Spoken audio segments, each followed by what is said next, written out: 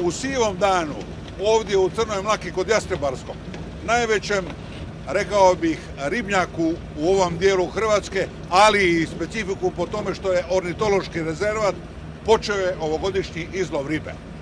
Uglavnom šarana, kojeg ima u različitim godištima od malog tek izmještenog ovog proljeća do onih koji su stari već 2 godine, pa do amura i tolstolobika.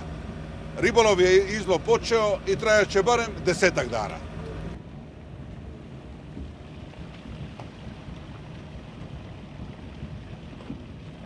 Ribnjak Crna Mlaka kraj Jastrebarskog ima dugu tradiciju uzgoja šarana, sad već više od stoljeća, i to na preko 600 hektara površine. U prvim mrežama bačenim u najveći ribnjak prije 3 dana sva je sila ribe. Šarana svih uzrasta, od mlađih do konzumnog, ali i linjaka, amura, tolstolobika. Lijepe i zdrave ribe koja je zapravo preživjela u ornitološkom rezervatu među silnim pticama koje se baš ovdje zadržavaju u preletu pri globalnim selidbama ili su pak stalno stacionirane. Od orlova štekavaca, kormorana i bijelih šaplji do ždralova koji baš nailaze. To je uobičajeni jesenski glavni izlov. Nalazimo se na ribnjaku 400, dakle površine 240 hektara i danas je prvi dan izlova ribe. Mreža je puna, vidimo. Mreža je puna, za sada to ide van ova nešto malo sitnija riba, kako bi oslobodili prostor da dođe ona prava uzgojena riba za tržište. Koliko očekujete zapravo u izlovu? Pa po svim našim tehnološkim tablicama ovdje bi trebalo biti oko 300 tona ribe konzumne i mlađa zajedno. Riba dolazi elevatorom na stol za sortiranje i tu se riba sortira po vrstama ribe i po kategorijama, po veličini. Ovo je mlađ, dobrim dijelom iz prirodnog mrijesta, ova ljuskava, znači to je mlađ koja ima sad nekakvih 15 grama, možda manje, možda više, koja tek će za 3 do 4 godine biti konzumna. I što sad ribari rade vaši? Pa evo, normalno sad smo na sortiranju i odvajanju šarana većega, dvogodišnjega od jednogodišnjega.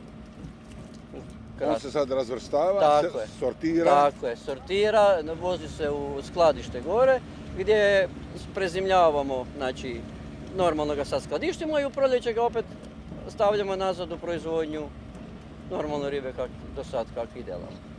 I s plasmanom ovogodišnjeg izlova konzumne ribe neće biti problema, jer najveći dio ide u izvoz, od Italije do Njemačke. Tek manji dio izlova ide na domaće tržište, jer riba se u nas, iako je iznimno zdrava hrana, pa i ova iz uzgoja, baš kao i ona morska, malo konzumira. Biće dobro, ja već pohraniti bi znam, znači ako je ribnjak cijele godine jeo dobro, znači mogu otprilike preračunati nekakvu količinu i mislim da će biti dobro. Ajde prevedite mi ovo što ste sad rekli, ako je ribnjak dobro jeo, šta to znači? Znači ako riba ne jede, ne možete očekivati ni prirast. Znači ovaj ribnjak je u prosjeku dnevno jeo 7 do 8 tona kukuruza. Znači to vam je od 4. do 10. mjeseca ovaj ribnjak je pojeo gotovo 500 tona hrane. Znači na tu količinu možete okvirno proračunati koliko ćete imati ribe. Sad kad je izlov počeo, ribarenje nestaje, bez obzira na vrijeme, jer riba ne može čekati. Ni mala, ali ni uzgojena posebno s Crne Mlake, linjak. To je sve ovogodišnji mlađ. Mali somovi, vidim da su oni rijetki tu. Da, pa dosta su rijetki. Zašto? Pa zato što je teško ga odhraniti. Pa opasan je zbog te 3 velike bodlje što ima. Ima bodlje na sebi? Da, ima velike bodlje koje su strašno bolne. On kad pikne... Ovo tu sa strane. Da, evo vidite. 3 komada ima, jedno na leđima. Pa dolazi do povrede ljudi. Znači šaran ga uhvati na rep, baci ga amur, bilo veća riba i zapikne se, na primjer, u lice ili šta, do ozljeda. Zato ga baš puno ne koristimo radi toga. A inače sporo raste. Evo je, to je kost. Evo je, vidite kolika je. Da. To je strašno bolno. Pika ko vrag. To je zapravo njegov obrambeni mehanizam. Tako je. To mu je obrana. Plus toga, evo, vidite. Jeste nekad uvatili velike somove ovdje kod vas? Pa jesmo nekada, ali prestali smo sa proizvodnjom soma. Imali smo svoje, to je bilo čak i naše vlastito. Somovi znaju na nas poprilični. Pa dobro, ovi naši ribnjački do kakvih 7-8 kila. Matice se ostavljaju onda veće i šta ja znam. Tako. Da. Mislim, to je tehnologija više, ne bavimo se somom. Soma. Soma smo jednostavno izbacili iz proizvodnje zato jer je neisplativ. On pojede 7 kila ribe za kilu prirasta i ne možete ga vi prodati po pravoj cijeni. Linjak je rijetkost u proizvodnji, pogotovo u Hrvatskoj.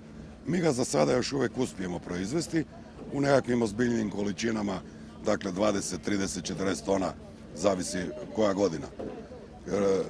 Kao što sam rekao, on ima plasman od Engleske do Njemačke, Italije, dakle vrlo je tražena roba. I podosta je ugodan po cijeni. To je jako lijepa proizvodnja, ribnjaci, imamo veliku infrastrukturu ribnjaka, samo nažalost to zahtjeva velika održavanja, velik broj radnika koji stalno odlaze iz Hrvatske, teško je naći nove ljude. Posao je težak, dugo se uči, nije jednostavan, sezonski je, znači svake godine se radi nešto drugo, znači morate imati kompletnog radnika koji zna od vožnje kamiona, traktora, vući mrežu, skrpat mrežu, raditi na sortirnom stolu. Posao je kompleksan. Dugo se uči i nekada se to prenosilo s generacije na generaciju. Djed na unuka, otac na sina, sad to se pomalo gubi. Jedan dobar dio se može zamijeniti mehanizacijom, ali ipak tamo gdje mora biti čovjek, mora biti čovjek. Jer ribar je ribar. Ribar je ribar, naravno. Crna Mlaka ne samo da je ribnjačarstvo, već je i ornitološki rezervat.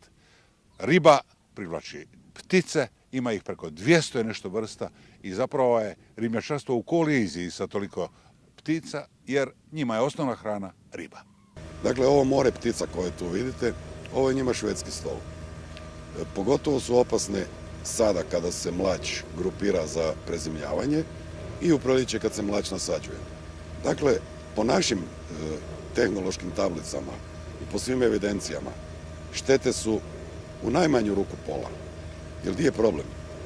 Vi kad ribu nasadite, u proljeće mi točno znamo koliko ribe nasadimo. Jer ju važimo, brojimo i onda krene period hranidbe. Međutim, vi ne znate koliko riba je ostalo, koliko nije pojedeno. To je prva stvar. Druga stvar, koliko riba je oštećeno. Jer ta masa ptica ne ulovi baš svaki puta ribu, ali onda kljunom ošteti. Teško je raditi i uzgajati ribu u Crnoj Mlaki, ponajprije zbog zaštićenih ptica koje eto uživaju u svom ornitološkom domu, ali u posljednje vrijeme i prave invazije dabrova. I to je razlog što se u Crnoj Mlaki nakon 111 godina proizvodnje sada razmišlja o stavljanju ključa u bravu i prestanku uzgajanja ribe. A bez ribe nema ni preko 200 vrsta ribojednih ptica.